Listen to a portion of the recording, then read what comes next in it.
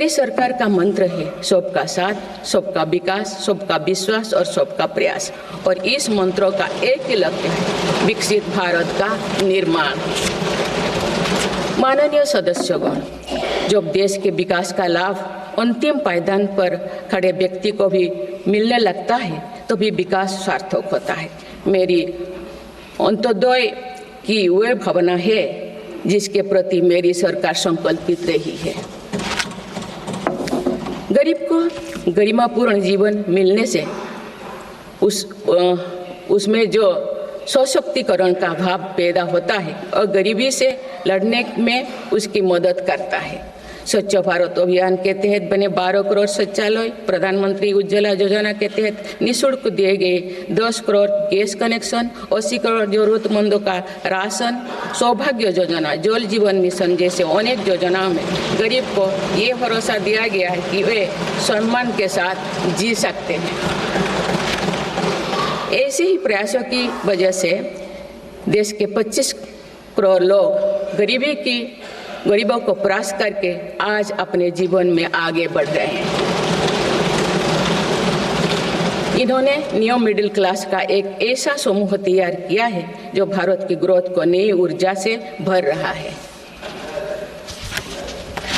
माननीय सदस्यगण, भारत जैसे देश की आर्थिक उन्नति मध्यम वर्ग मिडिल क्लास की आकांक्षाओं और उनकी पूर्ति से परिभाषित होती है।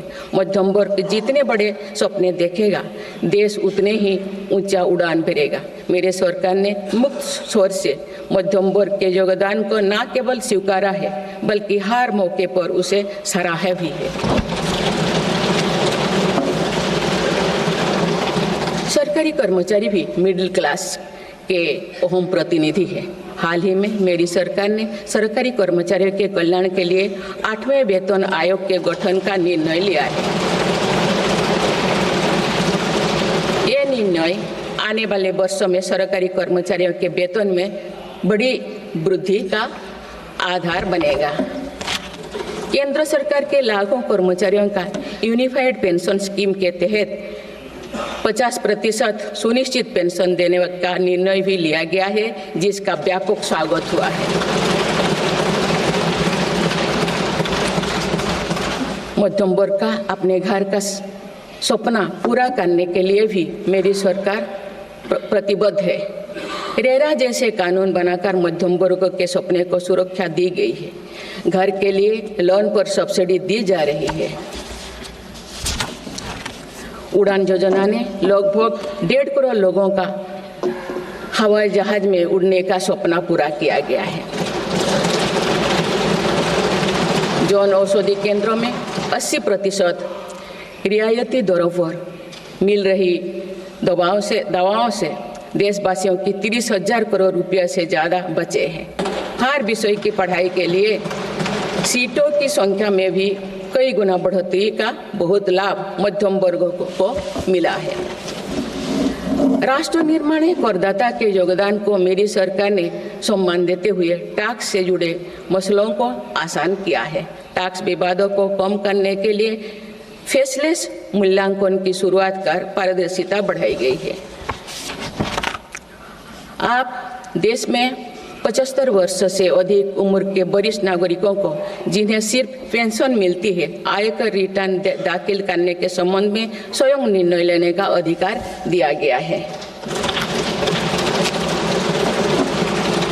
माननीय सदस्यगण, मेरी सरकार महिलाओं के नेतृत्व में देश को सशक्त बनाने में यानी ह्यूमन लेड डेवलपमेंट में विश्वास करती है। नारी शक्ति बंधन अधिनियम के द्वारा लोकसभा और विधानसभा में महिलाओं के लिए आरक्षण इस दिशा में एक महत्वपूर्ण कदम है। राष्ट्रीय ग्रामीण आजीविका मिशन के तहत 91 लाख से अधिक स्वयं सहायता समूहों को सशक्त किया जा रहा है। देश की 10 करोड़ से भी अधिक महिलाओं को इसके साथ जोड़ा गया है। इन्हें कुल 9 लाख करोड़ रुपये से अधिक की राशि बैंक लिंकेज के माध्यम से वितरित की जा रही है। मेरी सरकार का लक्ष्य देश में 3 करोड़ लखपति दीदी बनाने का है। आज 1 करोड़ 15 लाख से भी अधिक लखपति दीदी एक गरिमामयी जीवन जी रहे हैं। इनमें से लगभग 50 लाख लाखपति दीदी बीते 6 महीने में बनी है। ये महिलाएं एक उद्यमी के रूप में अपने परिवार के आय में योगदान दे रहे हैं। इंश्योरेंस फॉर ऑल की भावना के साथ कुछ महीने पूर्व ही बीमा सखी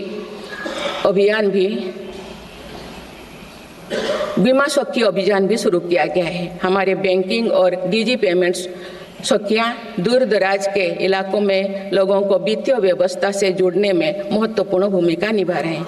कृषि सखियां नेचुरल फार्मिंग के बढ़ावा दे रही हैं और पशु सखियां के माध्यम से हमारा पशुधन मजबूत हो रहे हैं। ड्रोन दीदी योजना महिलाओं के आर्थिक और तकनीकी सशक्तिकरण का माध्यम बने हैं। ये एक इस संसद के लिए गौरव का विषय है कि बड़ी संख्या में भारत की बेटियां लड़ाकू विमान उड़ा रही हैं, पुलिस में भर्ती हो रही हैं और कॉरपोरेट कंपनियों का नेतृत्व भी कर रहे हैं। मेरी सरकार के निर्णय के बाद बालिकाओं की भर्ती राष्ट्रीय मिलिट्री स्कूलों में प्रारंभ हो गई है। नेशनल डिफेंस एकेडमी में भी महिला कैडेट्स को भर्ती शुरू की गई है। हमारी बेटियां आज ओलंपिक में मेडल लाकर देश को भी गौरवान्वित कर रही हैं। मैं भारत की संसद के माध्यम से देश की नारी शक्ति को विशेष बधाई देती हूँ। माननीय सदस्यगण, पिछले 1 दशक में देश के हर बड़े प्रयास का दायित्व आगे बढ़कर भारत के युवाओं को उठाना पड़ा है। आज हमारा युवा स्टार्टअप स्पोर्ट्स से लेकर स्पेस तक हर फील्ड में देश का नाम रोशन कर रहे हैं। माय भारत पोर्टल के जरिए लाखों युवा राष्ट्र निर्माण के कार्य से जुड़ रहे हैं। पिछले 1 दशक में मेक इन इंडिया, आत्मनिर्भर Bharat, startup India, stand up India और डिजिटल इंडिया जैसी पहल ने युवाओं को रोजगार के अनेक अवसर प्रदान किए हैं। पिछले 2 वर्षों में सरकार ने रिकॉर्ड संख्या में 10 लाख स्थायी सरकारी नौकरियां प्रदान की गई। मेरी सरकार ने युवाओं के बेहतर कौशल और नई अवसरों के सृजन के लिए 2 लाख करोड़ रुपया का पैकेज स्वीकृत किया है। 1 करोड़ युवाओं के लिए इंटर्नशिप की व्यवस्था से युवाओं को ग्राउंड पर काम करने का अनुभव प्राप्त होगा। आज देश में 1.5 लाख से अधिक स्टार्टअप है जो इनोवेशन के स्तंभ के रूप में उभर रहे हैं। 1000 करोड़ रुपया की लागत से स्पेस सेक्टर में वेंचर कैपिटल फंड की शुरुआत की गई है।